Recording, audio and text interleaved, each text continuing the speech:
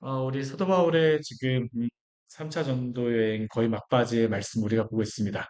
사도 바울이 이제 3차 전도 여행을 다 마치고 에베소에서의 전도를 그 복음 전파를 다 마치고 이제 마게도냐 또 아가야 지방을 거쳐서 다시 에베소로 다 돌아왔습니다.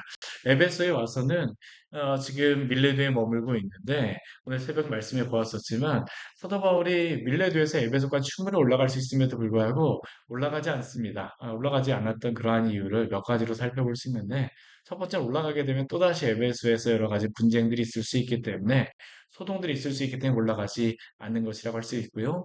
또 한 가지 그러한 이유는 한번 올라가게 되면 또 거기에 있었던 많은 사람들을 또 만나고 해야 되기 때문에 시간이 지체될 그러한 우려가 있어서 사도가 그곳에 올라가지 않았다라고 그가 올라가지 않았습니다.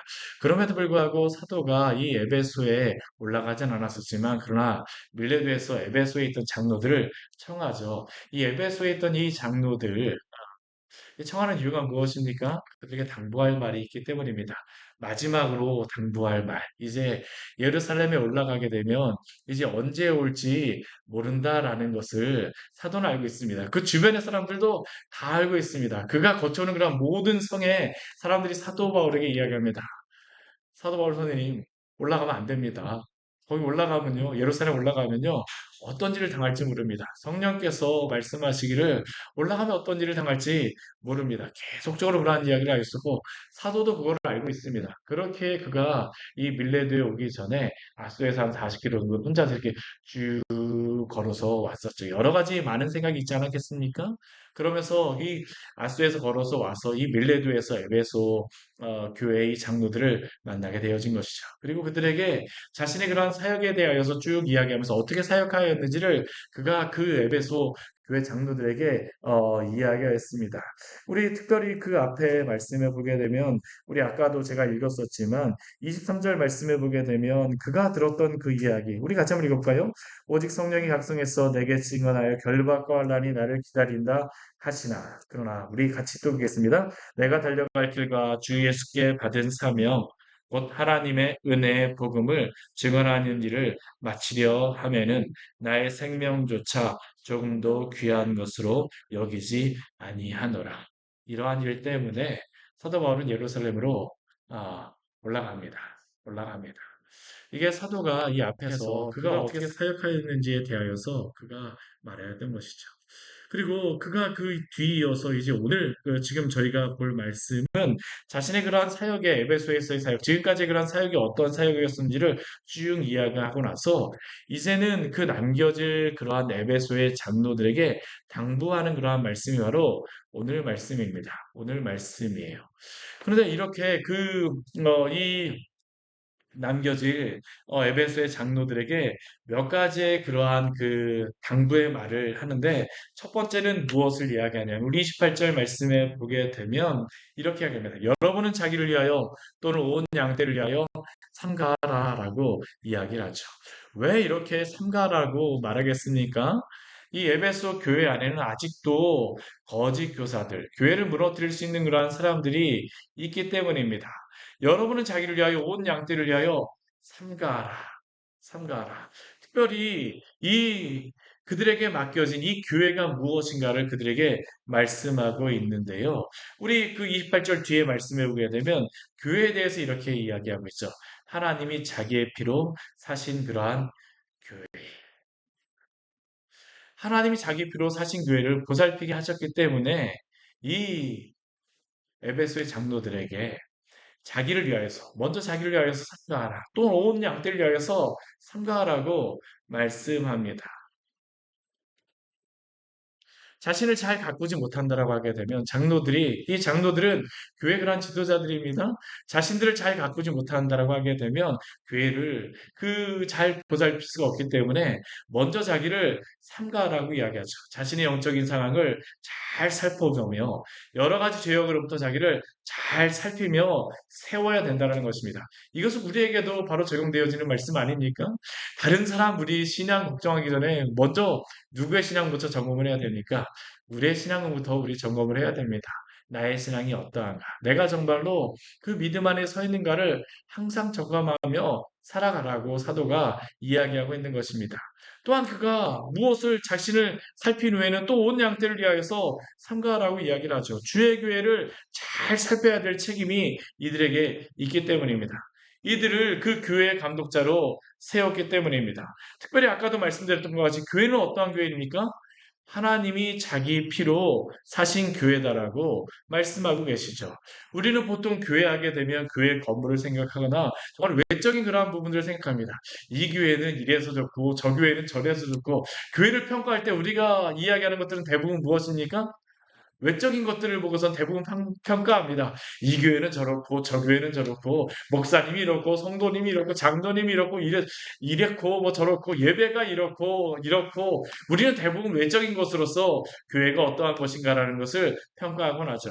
그런데 교회의 근본적인 교회가 교회되는 것은 무엇입니까? 하나님이 그 교회를 세우셨다라는 것입니다. 특별히 이 교회는 성도들의 모임이라는 것을 우리는 잊지 말아야 합니다. 우리가 제가 예전에 교회에 대해서 말씀드리면서도 이 에클레시아라고 하는 것이 이 성도들의 모임이라는 것, 이 회중이라는 그러한 의미가 이 안에 있는데 바로 이 교회라는 것은 건물이나 이 외적인 그러한 부분이 아니라 성도들의 그 모임, 그게 바로 교회입니다. 그런데 이 성도들의 모임, 이 성도들은 누구를 이야기합니까? 이 성도들은 누구를 이야기합니까? 오늘 사도행전 20장 28절에서 이 성도가 누구인가를 우리에게 이렇게 이야기하죠. 자기 피로 사신 교회. 여기 자기 피로 사신 교회라고 하기 때문에 이 자기라고 하는 것은 누구를 이야기하겠습니까? 예수 그리스도를 이야기하는 것입니다. 예수 그리스도가 자기의 피로 사신 성도들의 모임이 바로 주님의 교회라는 것입니다. 교회 단순히 교회 건물이 있다라고 하여서 또 그 교회 안에 들어왔다고 하여서 성도가 그 교회 건물 안에 들어왔다고 해서 성도가 되는 것이 아니라 반드시 성도는 누구입니까? 예수 그리스도께서 그 피로 사신 자들이 그 죄에 대하여 값을 치름받은 자들이 속량함 받은 자들이 바로 성도다라고 사도는 우리에게 말씀하고 있습니다. 그래서 교회의 성도로 받아들이는 그러한 저희가 세례 교육을 진행할 때에도 가장 먼저 확인하는 게 무엇이냐면 예수 그리스도를 믿는지. 예수 그리스도가 그 믿음으로 믿는다는 것은 무엇입니까? 그리스도가 나를 그 죄에서 속량하셨다라는 그런 고백이 바로 이 믿음 가운데에 있는 것입니다. 속량함을 받은 사람만이 교회의 성도가 되어지기 때문에 이 하나님이 자기 피로 사신 교회라고 하는 것은 굉장한 의미가 있는 것이죠. 그렇다면 교회를 돌보는 장로들은 무엇으로 교회를 돌봐야 되겠습니까? 주의 피로 사신 이 교회는 주님의 말씀으로 날마다 돌보는 것입니다. 우리 요한복음 21장 말씀해 보게 되면 예수님을 세 번씩이나 부인하였던 베드로에게 예수님이 베드로에게 질문하시는 것이 무엇입니까? 내가 나를 사랑하느냐? 내가 나를 사랑하느냐? 내가 나를 사랑하느냐? 세 번씩이나 부인하였던 베드로에게 내가 나를 사랑하느냐? 예수님께서 왜 이렇게 세 번씩이나 확인하시겠습니까? 정말로 사랑하는지. 근데 이 베드로가 이제 무엇을 하게 됩니까? 주의 성도들을 쳐야 되는 그러한 목자의 그러한 역할을 감당하기 때문입니다. 그러면 이 베드로에게 무엇을 가지고 목자로서 그 남겨진 양떼들을 치라고 이야기할까요? 예수님이 다른 말씀하시지 않습니다. 내 양을 먹이라. 내가 주님을 사랑합니다. 근데 주님께서 그때 하시는 말씀이 무엇이냐면요. 내 양을 먹이랍니다. 내 양을 먹이라. 두 번째에서 내 양을 치라. 세 번째에도 동일하게 내 양을 먹이라입니다. 내 양을 치고 기르는 것은 주의 말씀으로 먹이는 것이 바로 이 목양하는 것이다라는 것을 예수님께서 그렇게 정의하여 주셨습니다. 목양하는 것이 아닙니다. 주의 말씀으로 잘 먹여서 잘 키우는 것. 주의 말씀을 먹어야지만 양들은 자라기 때문이죠. 그리고 그렇게 내 양을 먹이고 치고 먹이라고 말씀하심으로써 바로 교회는 이것을 하는 것으로서 교회를 세우는 것이다라는 겁니다. 거짓 교사들은 누구일까요? 그러면 거짓 교사들이 와서 하는 것은 항상 무엇일까요? 반대의 것들 하는 겁니다. 주님의 말씀을 먹이지 않아요. 엉뚱한 것들을 먹이죠. 우리 그 29절 말씀해 보게 되면 이 장로들에게 이 사도 바울을 통하여서 주의 피로 사신 교회를 보살피라 삼가라고 말씀하시지만 왜 그가 그렇게 이야기합니까? 우리 29절 말씀 보게 되면 사도 바울이 떠난 후에 이 에베소 교회에 누가 들어올 것이라고 이야기합니까? 사나운 이리가 여러분에게 들어와서 그 양떼를 아끼지 아니하리니 사나운 이리가 이것은 사도 바울이 이야기한 게 아닙니다. 먼저 누가 이야기하셨을까요? 예수님이 말씀하셨던 것이죠. 마태복음 7장 15절 말씀해 보게 되면 예수님께서 이렇게 말씀하시죠. 거짓 선지자들을 삼가하라.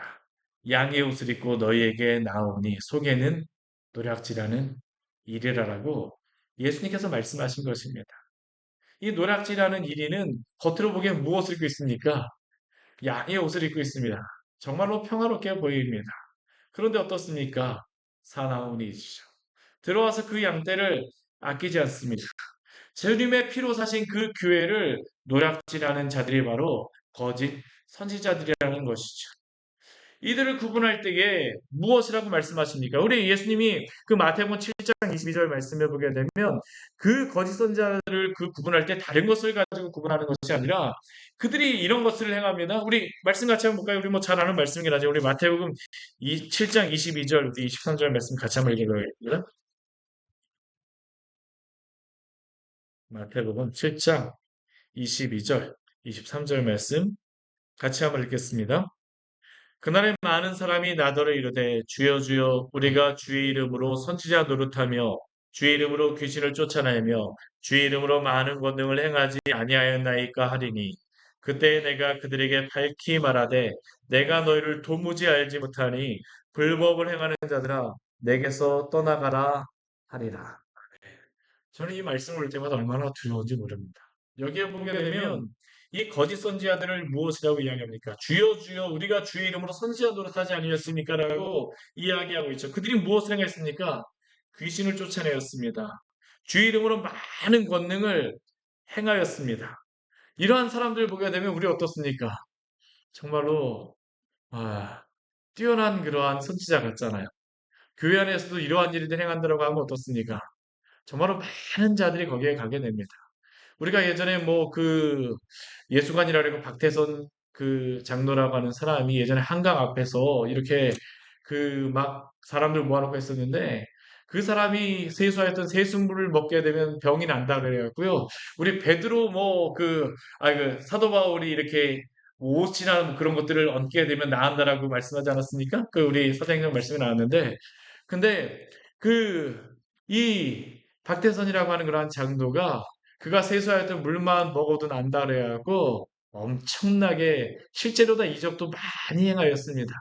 요즘에 보니까 그 박태선 장도 버금가는 그런 사람이 요즘에 나오고 있죠. 누구죠? 뭐 대통령 선거에도 나와갖고 무슨 우유도 하고 뭐 예수님 믿는 그러한 사람은 아니지만 얼마나 이 세상에 현혹시키는 그러한 사람들이 많이 있습니까? 신천지나 그러한 이단에 가봐도요. 이러한 이적들이 많이 일어납니다. 실제로 다 많이 일어납니다. 근데 사랑하는 성도 여러분, 이런 것에 현혹되지 마십시오. 결코 은사로서, 은사로서 거짓 선지자인지 아닌지, 참성도인지 아닌지를 결코 성경에서는 구분하지 않습니다. 이거는 그냥 은사입니다. 교회를 세우기 위해서 주님께서 필요하면 주세요. 그러한 일들을 행하게 하십니다. 필요하면 주시는 것입니다. 그러한 것으로서 우리에게 그 하나님의 종인지 아닌지 참선지자인지 아닌지 구분하지 말라고 예수님께서 말씀하시는입니다. 그러한 일을 행하는 사람 중에도 누가 있더라고요? 사나운 이리가 있다라고 말합니다. 양의 탈을 썼다라고도 이야기합니다. 누구보다 평화롭게 볼 수도 있습니다. 저는 오늘날 이 시대에도 그런 사람들이 많더라고요. 대대로 많았습니다. 오늘 지금 에베소 교회 안에도 있었던 것이고요. 예수님 시대 때에도 있었던 것입니다. 얼마나 많은 거짓 선지자들과 얼마나 많은 사람들이 일어났습니까? 근데 그 거짓 선지자냐 아니냐를 구분하는 기준은 무엇일까요? 뭐 여러 가지 것들이 있지만 바른 진리를 전하는 것입니다. 바른 진리를 전하는 것이 바른 복음을 전하는가 이게 바로 가장 중요한 기준이죠. 우리 요한복음 우리 10장 1절, 2절 말씀에 보게 되면 예수님이 이렇게 말씀하십니다. 우리 요한복음 우리 10장 말씀 우리 같이 한번 읽어보도록 하겠습니다. 우리 요한복음 우리 10장의 말씀입니다.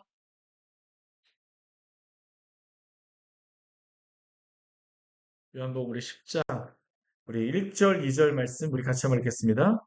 내가 진실로 진실로 너희에게 이르노니 문을 통하여 양의 우리로 들어가지 아니하고 다른 데로 넘어가는 자는 절도며 강도요 문으로 들어가는 이는 양의 목자라라고 말씀하십니다. 예수님이 이렇게 말씀하셨습니다. 문을 통하여 양의 우리에 들어가지 아니하는 자는 무엇입니까? 절도요 강도입니다. 그런데 문으로 들어가는 이만이 양의 목자라고 이야기하죠. 그러면 여기 문은 무엇입니까? 우리 뒤에 10장 7절 말씀에 보게 되면 예수님이 이렇게 말씀하십니다. 우리 같이 한번 읽겠습니다. 그러므로 예수께서 다시 이르시되 내가 진실로 진실로 너희에게 말하노니 나는 양의 문이라. 아무리 많은 이적을 행하였어도요.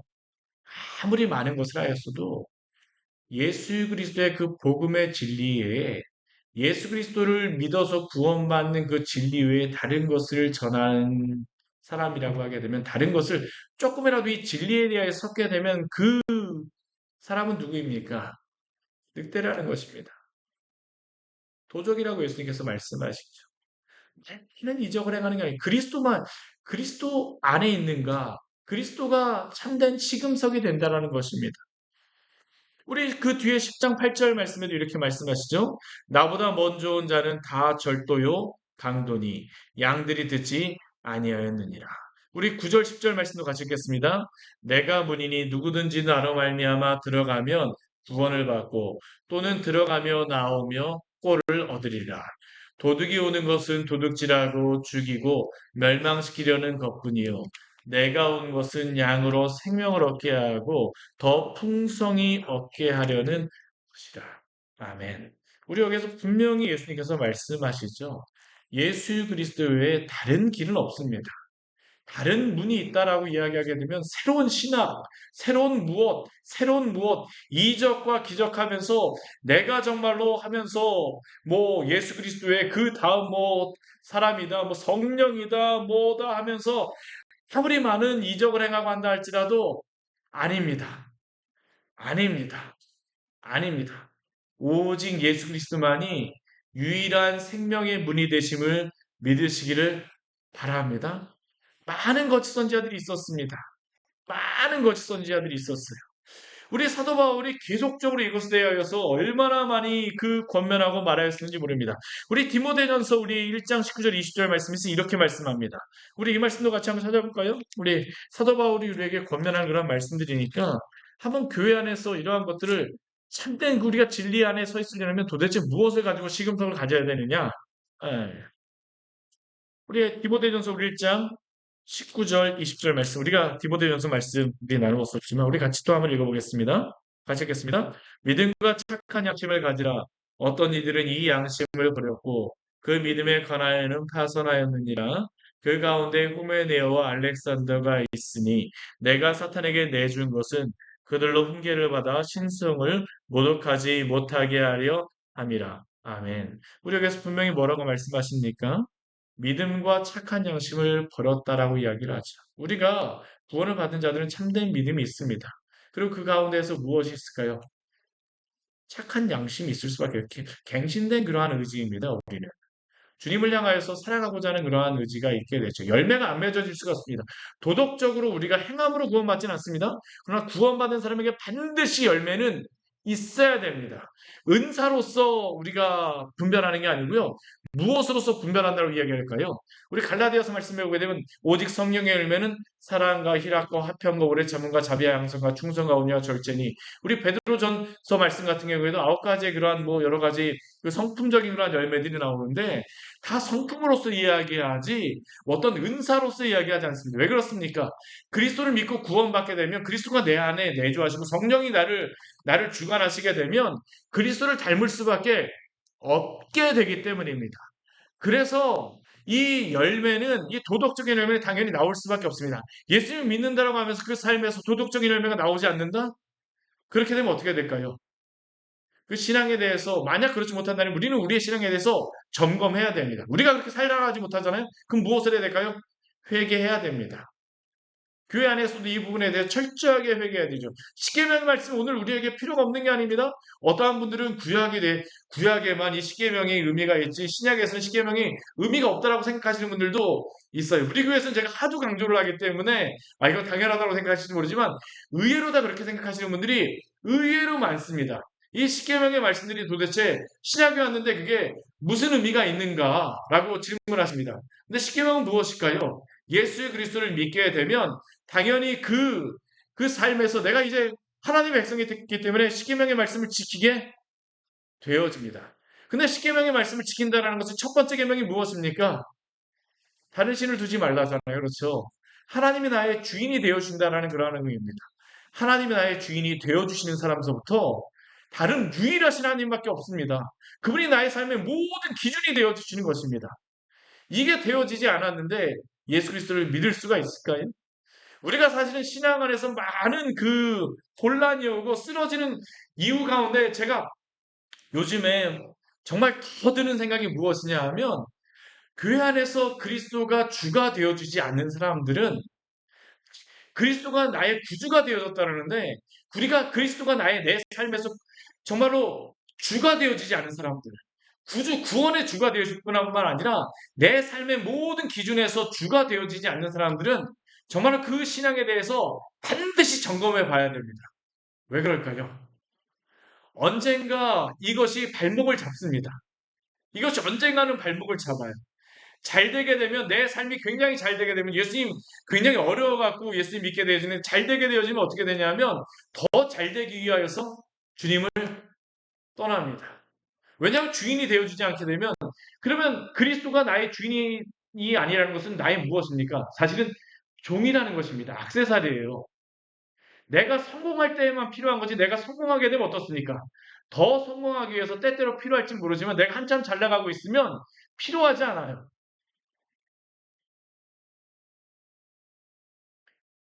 이게 굉장히 중요한 잘 될 때뿐만 잘 될 때에도 우리가 안 될 때에도 여러 가지 우리가 시험을 당할 때에도 우리가 그리스도가 주인이 된 사람은 어떻습니까? 어떠한 상황에서도 흔들리지 않습니다. 흔들리지 않는다라는 게 두려움이 없거나 그렇지 않다라는 게 아닙니다. 두려움은 있을 수 있습니다. 그러나 그리스도가 주인이 된 사람, 하나님이 나의 유일하신 하나님이 된 사람들은 그 삶의 기준이 완전히 달라집니다. 선택하는 게 완전히 달라집니다. 시간에 대한 부분들, 물질에 대한 부분들, 사람을 만나는 그러한 부분들, 내가 먹는 부분들, 마시는 부분들, 의복에 대한 부분들, 심지어 요즘에 성적인 취향들, 사실은 다 왜 그러한 것들이 문제가 되어질까요? 내가 주인이 되었기 때문입니다. 내가 주인이 되었기 때문입니다. 본질적으로는 우상숭배라고 하는 것은 내가 주인이 되어지는 것입니다. 첫 번째 계명서부터 이게 넘어가지 못하게 되면 나머지 계명은 다 흔들릴 수밖에 없는 것이에요. 믿음과 착한 양심을 버린 사람들, 주님을 믿는다라고 하지만 실제로 그 삶에서는 주님이 믿지 않습니다. 이러한 것이 삶에서 그 무신론자하고 이런 사람들을 무엇이라고 이야기하냐면 그 실천적인 무신론자라고 이야기합니다. 이 사람들은 완전히 그 무신론자는 아닙니다. 하나님에 대해서는 알고 있습니다. 성경에 대해서도 잘 알고 있어요. 그런데도 불구하고 주님을 믿지는 않습니다. 굴복하지 않습니다. 삶에서는 전혀 상관없이 살아갑니다. 입술로는 그런데 어떡할까요? 필요할 때는 종교에서 이렇게 할 때에는 기독교로다 이렇게 표시를 합니다. 저는 그것도 참 소중하긴 하다고 생각합니다. 근데 반드시 우리가 어떻게 해야 될까요? 그 신앙에 대해서 점검해야 됩니다. 왜냐하면 그리스도가 주인이 된 하나님이 나의 유일하신 하나님이 된다고 하게 되면 모든 선택의 영역이 달라질 수밖에 없기 때문입니다. 이게 바로 삶에 나타나는 열매죠. 우리 사과 열매 맺을 때 그 사과 나무에 가갖고요. 아무리 그 앞에 가갖고 오렌지 나무가 열리게 해달라고 사과 나무한테 막 가갖고 뭐 그냥 막 뭐 그 밑에다가 뭐 비료를 엄청 많이 주고 퇴비를 많이 주고 뭐 그냥 날마다 가서 음악 틀어주고 막 그 한다 그래갖고 너는 오렌지 나무야 오렌지 나무야 하고서 그 앞에서 날마다 오렌지 나무로다 세뇌를 시킨다 그래갖고 오렌지 나무가 됩니까? 열매가 나옵니까? 나오지 않아요. 열매가 나오는 유일한 방법은 무엇입니까? 사과 나무여야 되는 겁니다. 거듭난다라는 게 바로 그것입니다. 성향이 바뀌었다는 건 그것이고 완전히 바뀐 것입니다. 이것은요. 조금이만 하건 많이 조금의 믿음이 약한 믿음이라 할지라도요. 약한 믿음이라 할지라도 이 사람들 어떠냐면 주님을 향해서 달려가는 사람들입니다. 성향이 바뀐 사람들이에요. 이게 굉장히 중요해요. 근데 오늘날 이 시대에는 우리가 이 점검이 없는 겁니다. 사실은 이 점검이 없는 것이. 그러다 보니까 교회에 그냥 들어오기만 하면 다 성도라고 이야기합니다. 근데 오늘 말씀해 보게 되면 교회는 누구입니까? 주의 피로 사신 교회입니다. 주의 피로 사신 성도입니다. 그리스도가 나를 피로 사셨다. 그럼 그 안에 무엇이 있습니까? 은혜가 있습니다. 은혜가 있어요. 나를 구원하신 그 은혜. 이것은 부인할 수가 없습니다. 아무리 믿음이 없는 사람이라 할지라도요. 그 사람들은 언젠가는 돌아옵니다. 결국 그 사람들이 돌아오는 것입니다. 만약 우리 안에 그 믿음이 없다면 우리는 그 부분에 대해서 우리는 기도해야 되는 것입니다. 주여 정말로 나에게 참된 믿음을 허락하여 주시옵소서. 의심하라고 제가 말씀드리는 건 아닙니다. 의심하라고 말씀드리는 건 아니지만 그러나 성경에서는 이 부분에 대해서 우리에게 항상 말씀하고 있어요. 항상 말씀하고 있습니다. 이 살아올 일인은 자신들을 무엇이라고 생각할까요? 훌륭한 목자라고 생각할 것입니다. 항상 그래 왔었으니까요. 자신들은 하나님 앞에 서 있다라고 나름대로 생각합니다. 이단들 대부분 그 사람들 다 뭐 바른 신학을 처음에 배웠다라고 하는 사람들도 참 많습니다. 근데 그 사람들이 왜 그렇습니까? 우리 30절 말씀에 보게 되면 아주 중요한 그런 말씀이 나오죠. 우리 30절 말씀 같이 한번 20장 우리 30절 말씀 같이 한번 읽어보도록 하겠습니다. 또한 여러분 중에서도 제자들을 끌어 자기를 따르게 하려고 어르신 말을 하는 사람들이 일어날 줄을 내가 아노라. 이 말씀이 얼마나 무서운 말씀인지 아십니까? 또한 그 뒤에 보면 뭐라고 말씀합니까? 여러분 중에서도 라고 합니다. 여러분 중에서도. 이게 지금 누구 앞에서 이야기하는 겁니까? 에베소 장로들입니다. 사도 바울은 지금 자기를 위해 온 양떼를 위해 삼가라고 지금 이들에게 회개 촉구하고 있는 겁니다. 당신들을 점검하십시오. 이 사람들이 지금 에베소 교회 목회자들이거든요. 근데 그 사람들에게 점검하십시오 사도는 지금 강력하게 이야기하고 있는 것입니다. 왜요? 이들에게 주의 피로 사신 교회가 달려있는 거거든요. 주님께서 이게 위임해 주신 거거든요.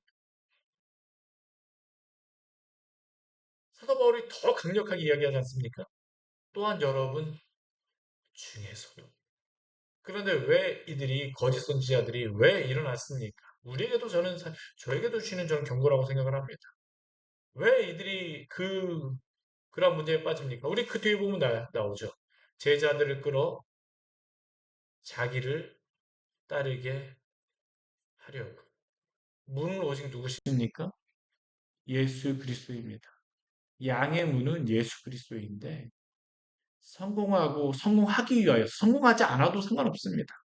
교회가 큰 부흥을 하였고 뭐 이렇게 되시는 많은 분들이 유혹받는 그런 분들이 어떤 분이냐면 목회에 성공하거나 아니면 뭐 많은 그런 이적들 행하거나 사실 이런 분들이 더 유혹을 많이 받죠. 근데 꼭 그런 것만도 아닙니다. 그렇게 성공하지 않아도 어떻습니까? 자기를 따르게 하려고. 저에게도 날마다 시험하는 게 사실은 이것이죠.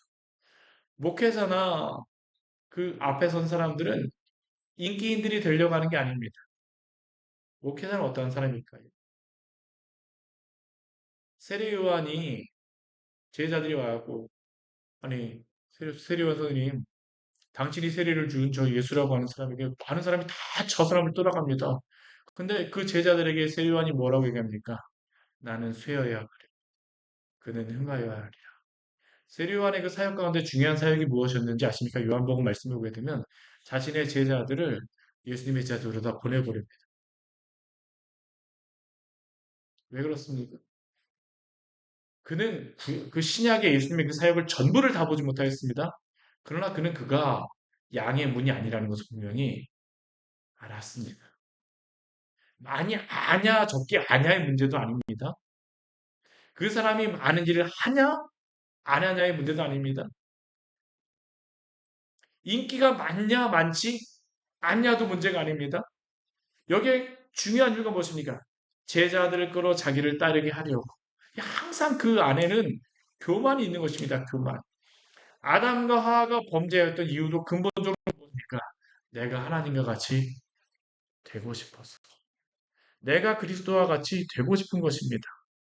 이 거짓 양들 사나운 일이 누구십니까? 내가 그리스도 같이 되고 싶은 사람들입니다. 그에는 나를 통하여서만 나를 통하여서만 예수님을 믿어야 된다. 나를 통하여서만 아닙니다.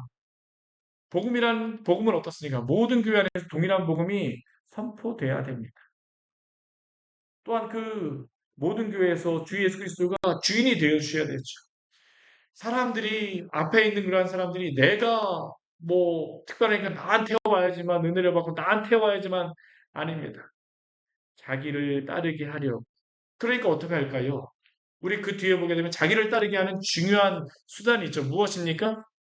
어그러진 말을 하는 사람들이 일어날 줄을 내가 안다라고 이야기합니다. 어쩌면 지금 에베소 교회에 있던 그 사람 중에도 사도 바울이 보기에는 그러한 사람이 보였을 수도 있어요. 예수님이 12명의 제자 가운데에도 가룟 유다가 있었는데 어찌 이 에베소 교회 안에 없다라고 이야기할 수가 있겠습니까? 근데 사도 바울이 이야기를 하는 것은 무엇이겠습니까? 경고하는 것입니다. 경고하는 것입니다. 이러한 말씀을 보면서 그 어거스틴은 이렇게 이야기하죠. 교회 안에 이리도 있고 교회 밖에 양도 있다라고 이야기를 합니다. 왜 그렇습니까? 교회 안에 있다라고 해서 다 양만 있는 것은 아니라는 것입니다. 제가 이 말씀을 드리는 이유 무엇입니까? 날마다 우리의 신앙을 점검하라는 것입니다.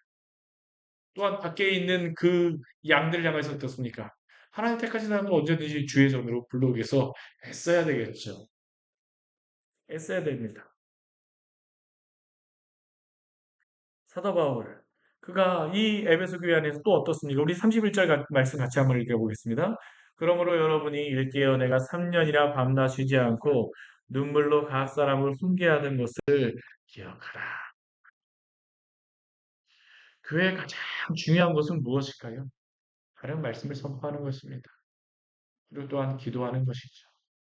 여러분을 일깨어 내가 3년이나 밤낮 쉬지 않고 눈물로 기도하고 또 무엇합니까? 각 사람을 훈계합니다. 말씀과 기도로서 이 교회의 성도들을 세웠던 것을 기억하라라는 것입니다. 기억하라는 것. 이게 바로 교회죠. 이게 자기 피로 사신 교회를 세우는 방식. 이것으로부터 교회는 한치도 벗어난 적이 없습니다. 이것 외에 다른 것을 통해서 교회가 부흥하겠다? 물론 여러 가지 다른 것들을 통하여서 우리가 그 성도들에게 도움을 줄 수 있는 것은 있지만 가장 중요한 것은 무엇일까요? 이 말씀과 기도로서 교회는 세워지는 것입니다. 오늘 그 뒤에 보게 되면 또 사도 바울이 이들에게 이제 부탁을 합니다. 우리 32절 말씀 같이 한번 읽겠습니다. 지금 내가 여러분을 주와 및 그 은혜의 말씀에 부탁하노니 그 말씀이 여러분을 능히 든든히 세우사 거룩하게 하심을 입은 모든 자 가운데 기업이 있게 하시리라. 아까 앞에서 사도 바울이 너희 여러분 중에도라고 하면서 그 되게 두려운 말씀을 주었잖아요. 근데 사도 바울이 믿고 있는 한 가지의 구석이 있습니다. 사도 바울이 장로들을 믿지 않습니다. 누구를 믿을까요? 우리 32절 말씀에 나오고 있죠. 지금 내가 여러분을 주와 및 그 은혜의 말씀에 부탁하노니. 왜 사도는 이렇게 말할까요? 사도를 변화시켰던 분이 바로 주 예수 그리스도이기 때문입니다. 또한 주 예수 그리스도의 말씀이 사도를 변화시켰기 때문입니다. 사도 바울의 항상 고백 가운데 한 가지가 무엇입니까? 나 같은 죄인 사리시민입니다. 내가 죄인 중에 괴수라. 사도 바울은 이 디모데 후서 가장 거의 마지막 말씀에서 그 고백하는 게 나는 죄인 중에 괴수라. 마지막에도 그렇습니다. 근데 사도 바울은 어떻습니까? 그런 나를 그럼에도 불구하고 와, 그 은혜의 말씀이 변화시켰기 때문에 이 장로들도 주님께 맡기는 것입니다. 그들이 잘나서가 아닙니다. 우리가 믿음 안에 서 있는 것은 우리가 잘나서입니까? 아닙니다. 오늘도 주님이 우리를 붙잡아 주셨기 때문에 우리가 이렇게 주 앞에 나와서 예배할 수 있게 된 줄 믿으시기 바랍니다. 그 말씀을 능히 든든히 그 말씀이 여러분을 능히 든든히 세우사. 말씀이 세우사. 말씀이 들어가게 되면 설 수밖에 없습니다. 왜 그렇습니까? 말씀 가운데 성령이 역사하십니까? 그 안에서 역사하신 우리를 새롭게 하십니다. 그 말씀이 우리를 영혼을 새롭게 하시죠. 그 말씀이 들어오게 되면 힘이 있습니다. 힘이 있어요. 그냥 막 가라앉은 것 같다가도요. 그 말씀이 힘이 있어 우리를 하여금 주 앞에 서게 하시는 것이죠. 또한 우리 이 32절 뒤에 말씀은 뭐라고 말씀하십니까? 거룩하게 하심을 입은 모든 자 가운데에서 기업이 있게 하시리라. 이 말씀과 기도 가운데에 주의 기업이 세워진다라는 것입니다. 주님은 교회를 이렇게 세우시겠다라고 약속하여 주셨어요. 그리고 마지막 사도가 이 장로들에게 당부하는 한 가지의 경고가 있습니다. 우리 33절, 34절 말씀 같이 한번 읽겠습니다. 내가 아무의 은이나 금이나 의복을 탐하지 아니하였고 여러분이 아는 바와 같이 이 손으로 나와 내 동행들이 쓰는 것을 충당하여 왜 사도 바울이 가장 마지막에 이것을 말할까요? 사도 바울이 지금 사역을 자기가 하면서 직접 자비량을 해서 했다는 것입니다. 근데 서더벌이 항상 자비량을 한 것만은 아니었습니다. 도움을 받게 되면 충분히 그렇게 했습니다. 근데 서더벌 같은 경우는 대부분 교회에서 이렇게 사례를 받거나 하기가 힘들었습니다. 왜 그러냐면 항상 새로운 교회에서 같이 개척해야 되다 보니까 이 사람들이 헌금을 해갖고 어떤 교회에서 봉사를 한다는 것이 불가능하였던 것입니다. 그러니까 기존에 있던 교회들이 이렇게 후원을 하게 되면 하게 되지만 사도 바울은 그래서 항상 자신이 자비랑 선교를 할 수밖에 없었어요. 그러나 그가 지금 이제 에베소 교회는 이제 세워지기 때문에 이 장로들 같은 경우에는 분명 이 교회 안에서 이제 사례를 받으면서 사역을 하게 될 것입니다. 근데 그들에게 이 이야기를 왜 할까요? 은과 금이나 그러한 물질이 이 사역자들의 주인이 되지 않게 하라는 것입니다. 오늘날에도 교회가 무너지는 가장 큰 이유 중에 한 가지가 무엇입니까? 목회자들이 무너지는 세 가지를 이야기하죠. 물질, 음란함의 그러한 유혹, 또한 명예에 대한 것. 이 세 가지 이야기하는데요. 가장 첫 번째 오는 게 바로 이 물질에 대한 그런 것입니다. 모든 목사님들이 이야기하시는 게 처음에 개척하게 되면 이 물질의 시험을 한 번쯤은 다 주신다라고 모든 목사님들이 다 경험하셨다고 이야기해요. 왜냐하면 하나님께서 이걸 한번 넘어가게 하십니다. 물질에서 주인이 물질조차도 그 목회를 한다라고 하면서 물질조차도 물질의 시험조차도 이기지 못한다라고 하게 되면 하나님을 감당할 수 있을까요? 감당할 수 없는 것입니다. 이들에게 이야기하죠. 은이나 금이나 의복을 탐하지 말고. 교회가 항상 처음에 세워질 때 항상 첫 번째 들어왔던 그 시험은 항상 물질에 대한 것입니다. 아간의 죄도 가나안 땅 들어가자마자 일곱송에서 했던 죄도 바로 은, 금, 의복이었습니다.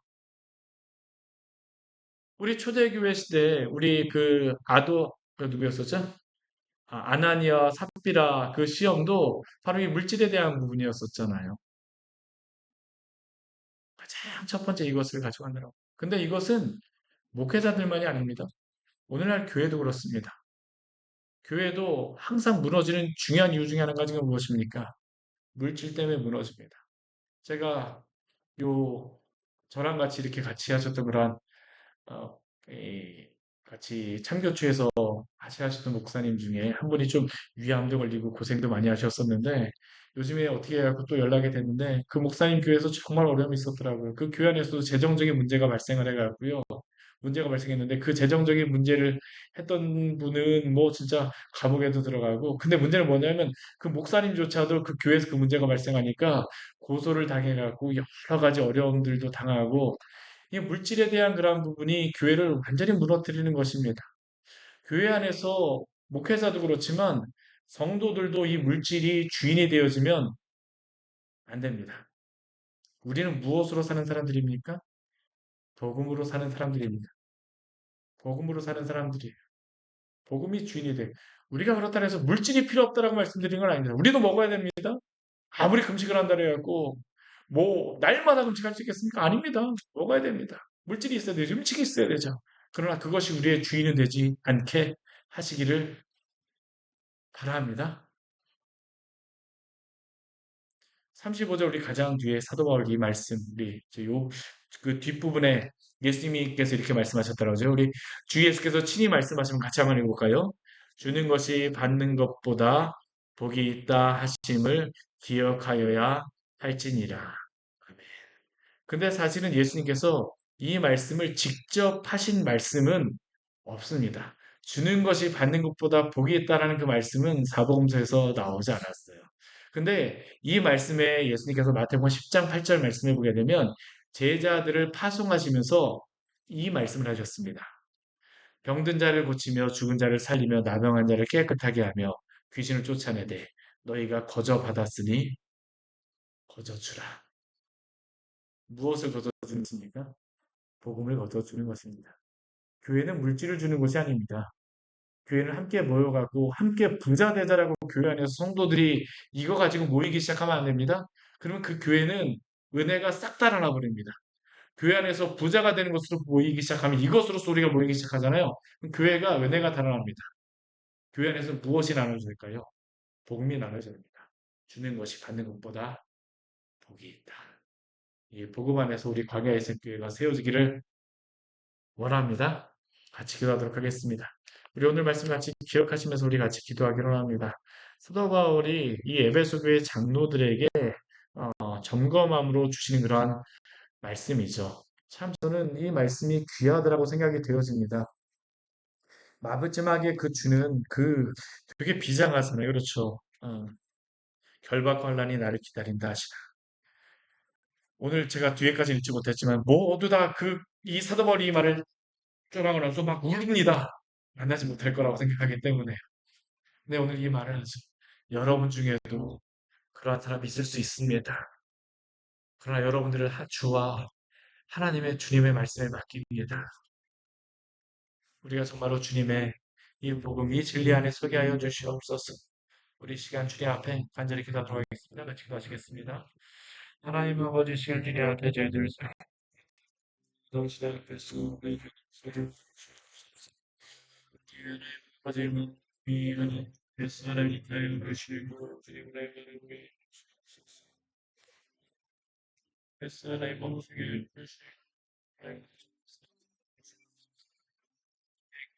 세상에 다른 것이 주님의 말씀에 세우시는 것이 주님의 말씀에 세우시는 주의 것이 하나님의 모인 것이옵소서. 주님의 것이 회를 상하여 주옵소서. 주님의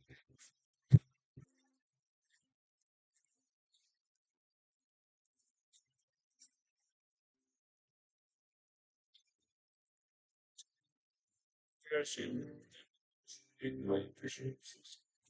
회를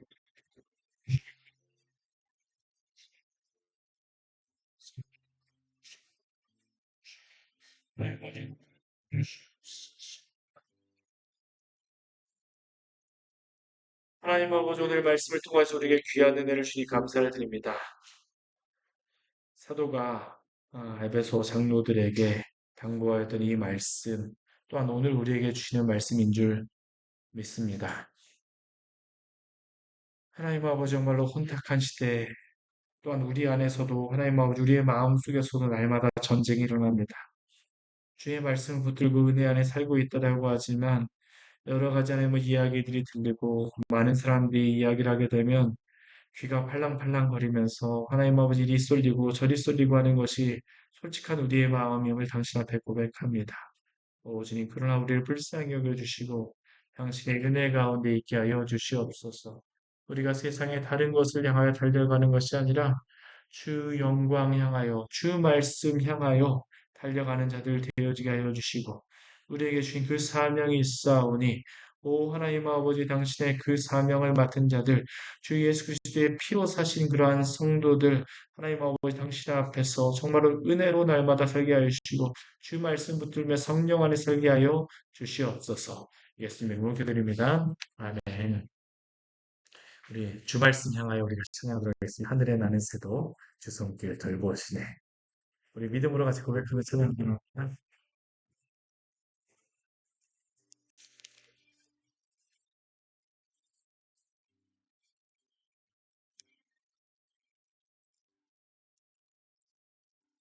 하늘에 나는 새도 주 손길 돌보십니다.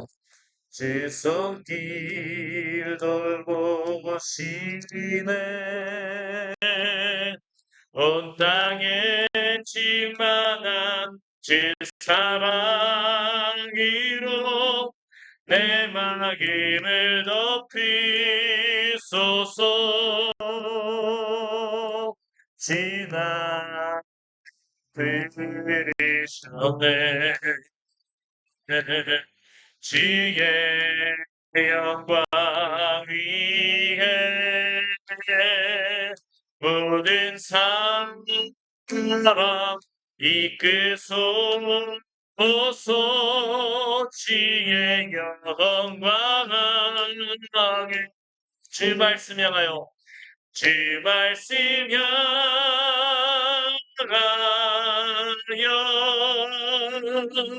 달려가리라.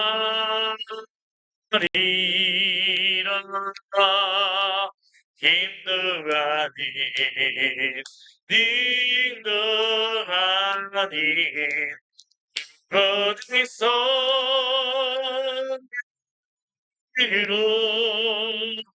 주 얼굴 향하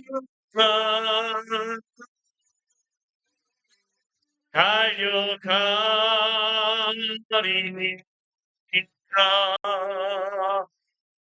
주의 영광 살게 하소서. 다시 한번 찬양하겠습니다. 하늘에 나는 새도 주성기를 들어보십니다. 하늘에 나는 새도 주성기 보시네. 온 땅에 충만한 주 사랑으로 내 마음을 덮이소서. 주 나를 부르셨네. 주 나를